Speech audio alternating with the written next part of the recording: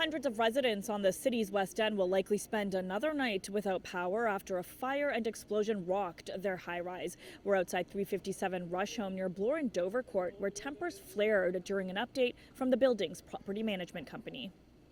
Buildings like this, management like this, get away with murder like this. And frankly, this could have been a lot worse. There could have been people who died, and the only reason they didn't die is because we take care of each other. Not you, not your friends back there paying you whatever the hell they're paying you right now to be here and talk. This is slumlord nonsense. We're hearing from residents here that there have been chronic issues with the electrical system in the building. Can you comment at all on that? That's simply not true.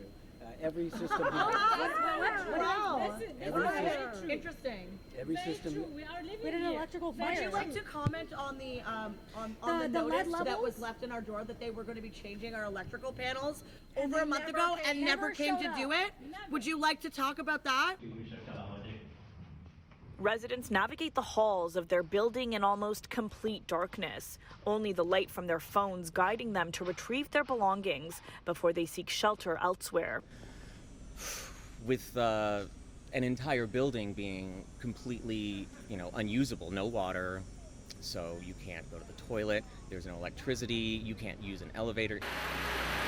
A power outage creating uninhabitable conditions at 357 Rush Home since Sunday afternoon when a 5-alarm fire damaged the building's electrical system. Awful. It was the last thing I could even imagine would happen. I think it's the kind of thing you always think will happen elsewhere or with somebody else, and so just lots of uncertainty. But there is no evacuation order in place. Deputy Fire Chief Jim Jessup assuring residents it is safe to return inside, despite the strong smell of smoke even from the outside. We have been air monitoring all night. There's zero concern. The fire chief said it's safe to be in there, but I'll be honest, I've talked to a number of residents that have throat aches, that are coughing, that have headaches. So when they say it's an appropriate level, what does that mean? It's very vague. I mean, it's not convincing that the air quality is safe. I guess I'm just surprised that it's safe to be in this building if the fire alarm systems aren't working. It's not uncommon at all.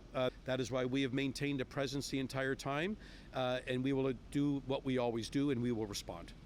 In the meantime, we're told temporary shelter spaces are being prepared for residents at nearby churches and community centers. Certainly, that is a challenge in the City of Toronto right now, as you know. That's something that we're also going to be following up.